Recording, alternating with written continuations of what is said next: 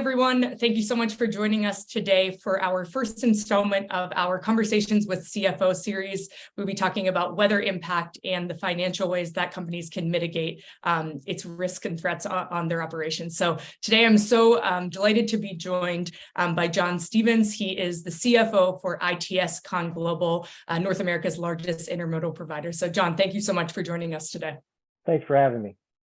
Awesome. And Jon, do you want to tell us a little bit about how long you've been with ITSC and your background generally? Yeah, absolutely. So Jon Stevens, CFO and Chief of Staff, so responsible for all of the administrative functions at ITS ConGlobal. So finance, accounting, HR, legal, IT.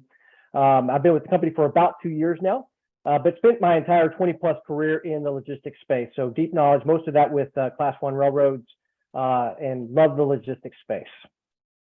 Absolutely, and great transition, actually, Jon. So we've heard a lot since the onset of COVID, I feel like, about how the supply chain and how logistics generally are being stretched, and weather impact being a big part of it. Before we dive into ITSC specifically, can you tell me about, from your perspective, what are the most significant weather impacts? What are the most significant impacts that weather has on the supply chain and logistics from a financial perspective? Absolutely. So particularly in this country, we have a finely tuned and integrated supply chain. And when it's working well, it can deliver goods at an amazing rate with great predictability.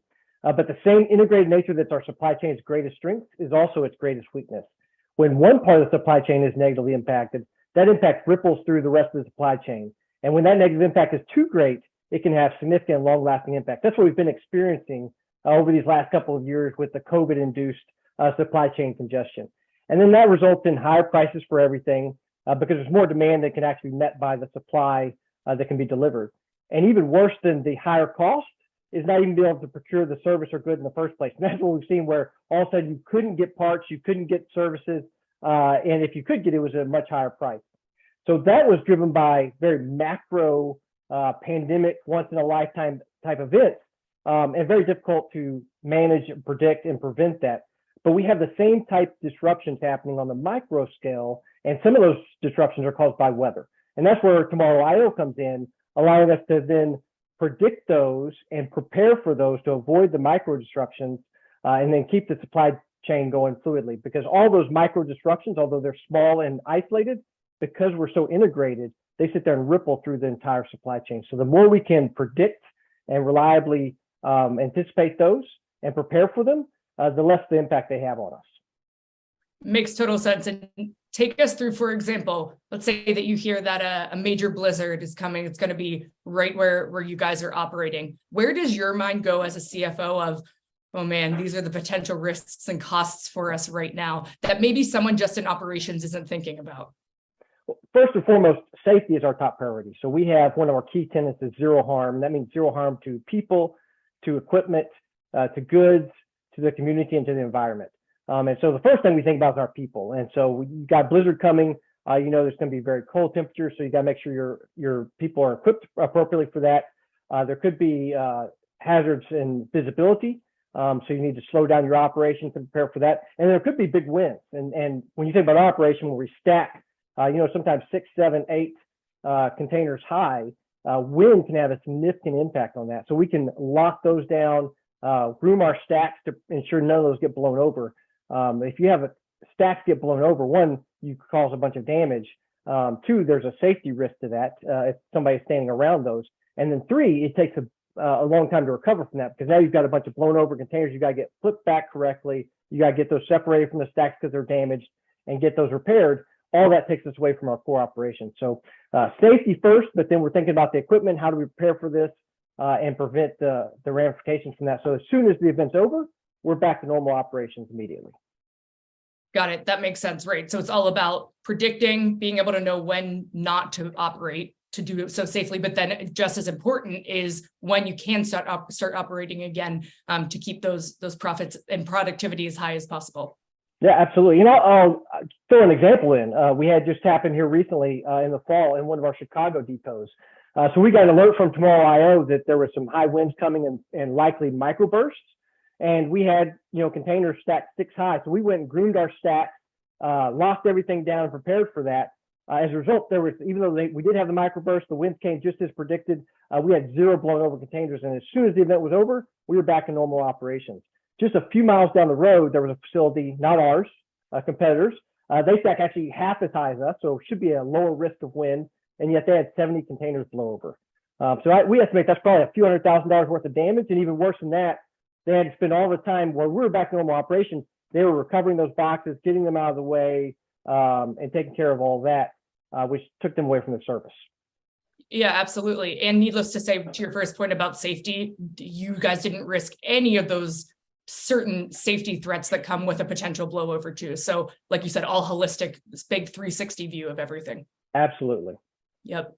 And so we kind of talked about already, but how ITS is using tomorrow to both stay safe and maximize profits. That's a fantastic example you just gave. Any other specific use cases or ways that you're using the platform that you think would be applicable for someone else in the supply chain or logistics space? Yeah, so the key is it can't just be another thing on the dashboard. It has to be integrated in your operations. And we're a 24/7, 365 operation. So there's always people out there working. So you have to have it ingrained in your operation. So somebody's always monitoring that, ready for the alerts, receiving those, and then responding to them. If you receive the alert and don't respond to it, it doesn't accomplish anything. So you got to be ready to take those actions.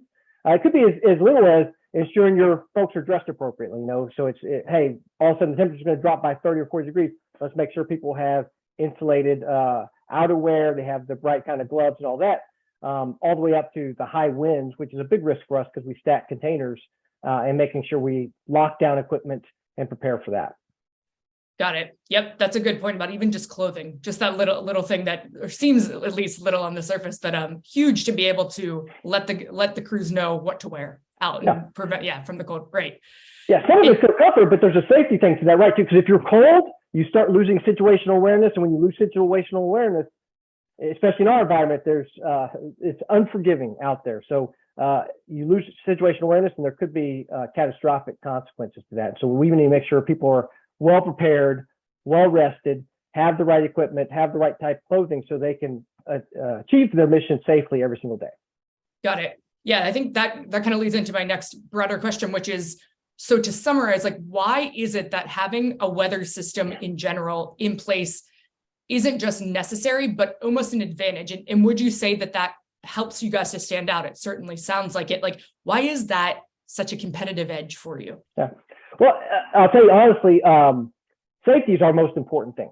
And so even if there wasn't a competitive advantage, we do this because we think it makes us safer. And there's nothing more important than our coworkers going home safely at the end of the day.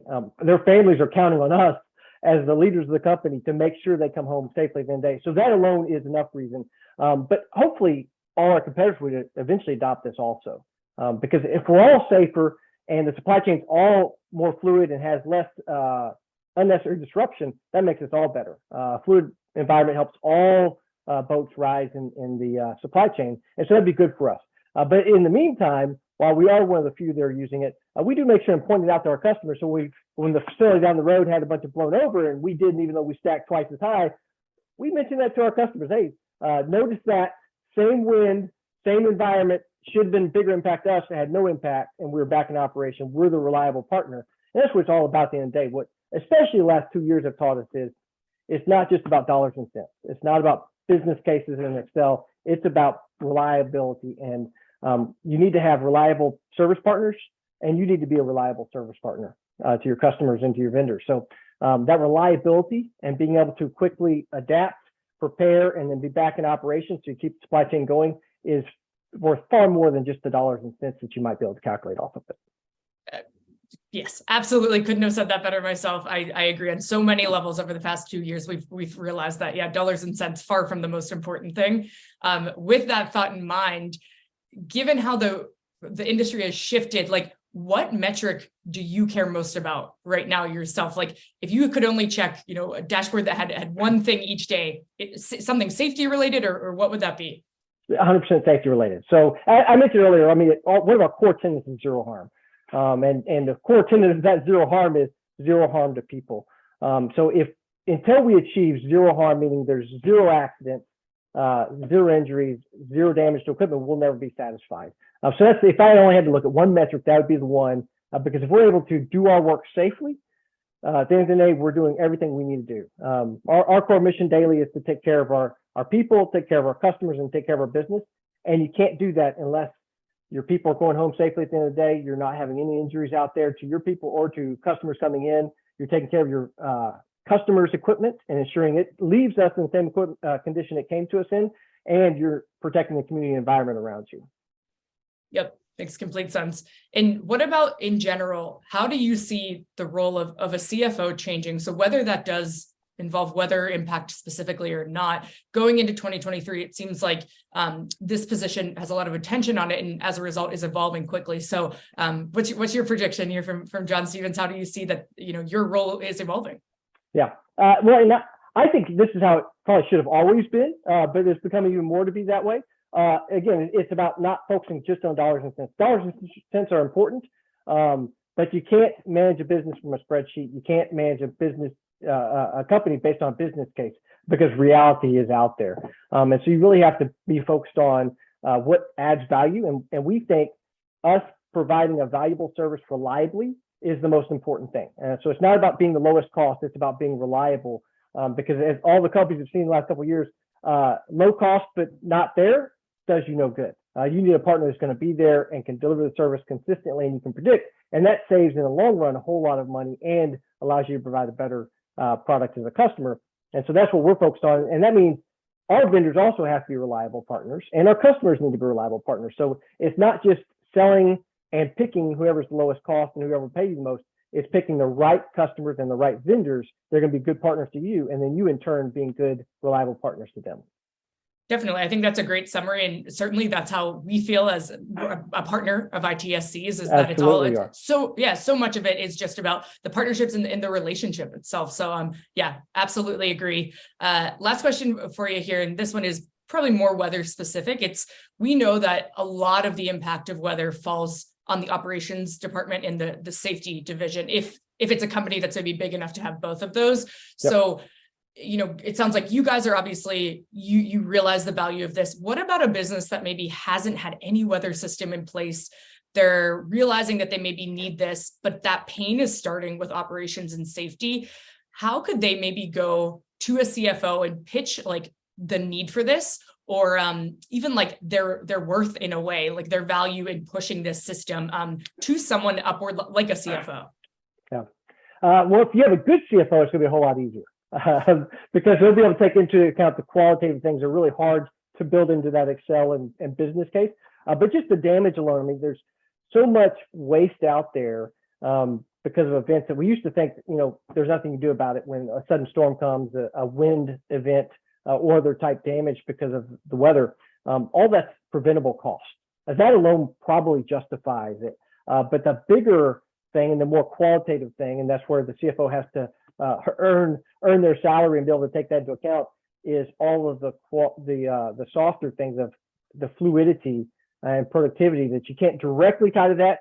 But when everything's flowing correctly, just like our supply chain, when everything's flowing correctly, you don't even think about it. Everything's just going through. It's extremely efficient. But when something goes wrong, everything stops working right.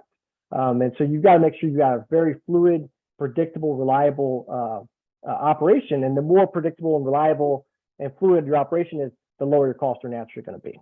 It's really hard to quantify, though. So hopefully the damage alone, which usually is the case, is enough to justify it. But the real reason you do it is for all those qualitative reasons on top of the safety benefits. Exactly. Yeah. Again, all coming back to safety as the first. Yep. Makes total sense. Fantastic. Well, Jen, anything else that, we should know from you that we haven't touched on today that you think, the industry or CFOs overall across industries should be thinking about?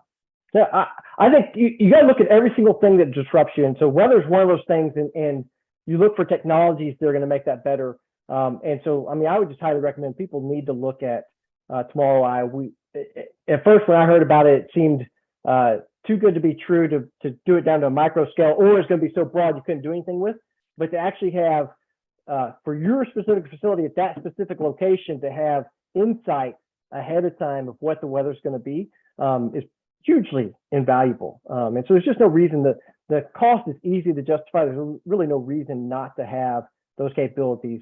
And the biggest challenge is really just ingraining your organization and getting people to buy in and actually use it. Once they start using it, and see the benefits, then it sells itself internally. Fantastic. Well, Jon, thank you so much for your time today. This has been incredibly valuable conversation. If anyone else wants to learn more about what ITS ConGlobal is doing, you can just visit itsconglobal.com. And of course, on the Tomorrow side, please reach out to us. We'd love to tell you about the things that you heard from Jon today and show you a custom view, plug your locations and see what this would do for you, starting with safety, of course, but even going beyond that. So please, tomorrow.io, reach out. We'd love to hear from you. Thanks so much, Kelly. Jon.